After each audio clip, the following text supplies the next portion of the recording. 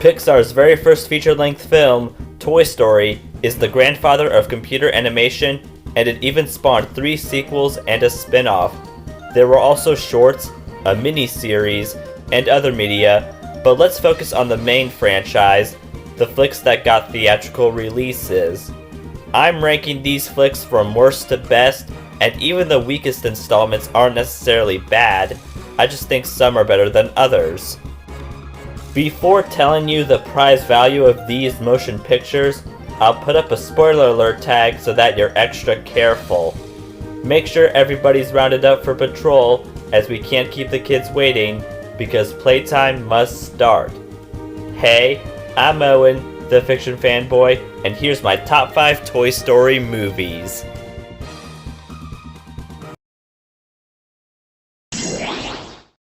Lightyear. Claiming to be Andy's favorite movie that made him want the very toy and an origin story, Buzz made many attempts to complete his mission of traveling at hyperspeed, as each attempt makes time go by faster than him. Even after his success, he's in for a world of hurt as robots have come to the planet he was stuck on for so long, and now he has a team of rookies to work with along with Socks, the robotic cat companion. Unfortunately, this was the least necessary Toy Story film made. The highlights of the space outing are Socks and the risk of using realistic-looking animation, but what makes this fall flat are the dragged-out plot and how it makes zero sense for Zurg to be Buzz from a bad future. It's like they made a twist for the sake of wanting a twist. Also, there's a mid-credits scene, a post-credits scene, and a post-post-credits scene, with that last one being interesting, yet unearned. Overall, just watch the pilot for the TV show. Toy Story 4. After seeing some events that took place in between the other 2 sequels, we fast forward to where Bonnie is the new owner of the toy crew, and the child makes a new toy called Forky, who refuses to call himself that, to help her get through kindergarten, yet as a family road trip happens, Woody looks after the sentient spork, and they end up at an antique store near a carnival, which gets everyone in a huge jar of pickles. I was skeptical upon hearing this film was happening, as there was a nice ending to what would have remained a trilogy, yet I really liked it. Seeing Bo Peep again was a delight.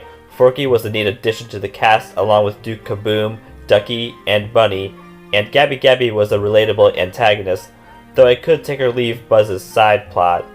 Oh, and the animation was at its finest out of the films in the main franchise, so don't overlook or even ignore this tale, whether you questioned its existence or not. Toy Story 2.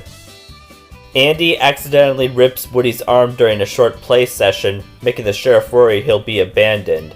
Saving Wheezy causes him to get toy-napped by Al, the owner of his store called Al's Toy Barn. So Buzz, along with some other toys, go on a rescue mission, yet Woody meets his Roundup gang and discovers that he used to be a huge part of the posse, with Jessie the cowgirl, Bullseye the horse, and Prospector Stinky Pete, making him wonder where in life he should be. It's a great time, and you'll surely get a tear or two for the When She Loved Me flashback, and there's some comedy to balance things out, especially with references to Jurassic Park and Star Wars. Another thing to give massive credit for is it still stands as a solid example of how to make a sequel. I'm looking at you, Cars 2. You could tell that the series was on a good track record for this movie alone, yet I can't help but think the other 2 movies are even greater. Toy Story 3. Many years pass by as Andy is a grown-up going to college, and a misunderstanding leads the toys to Sunnyside Daycare, which seems nice in the daylight, aside from seeing how the littlest children treat the toys.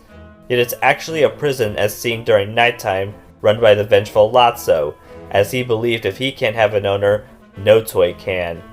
What does this mean? It means the toys must bust out, and they all have to be where Andy wants them to be in time. Man, was this a treat worth waiting 11 years for, as there were lots of laughs and emotion told through the exquisite visuals, and seeing the toys nearly die at the incinerator always has me on the edge of my seat.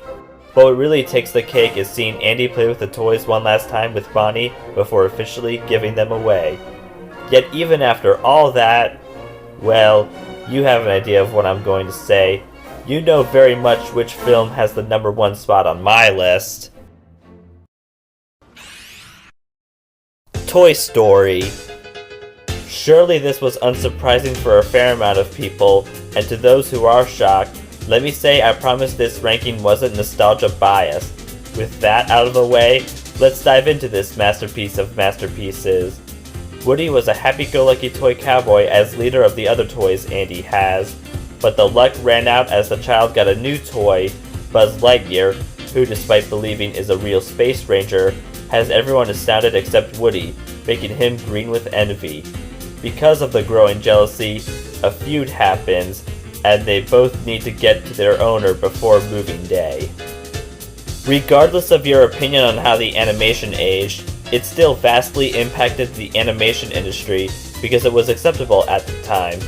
And even if you think the animation really is bad, there's no denying that all the jokes are sensational, and it was the beginning of an era for the cast of characters that would expand with each follow-up. Want to hear what I think? I suggest watching all the films in the core series, but skip Lightyear unless you're super curious about it. No matter what, I declare the original Toy Story to be the best of the bunch, and it hasn't been topped since then. There's plenty more where this came from. Please like, subscribe, share, and turn on notifications so you can receive them offerings. Be sure you also comment below and follow me on Instagram for perky teasers and thumbnail previews of forthcoming YouTube videos. Farewell, folks, and have a holly jolly night-o!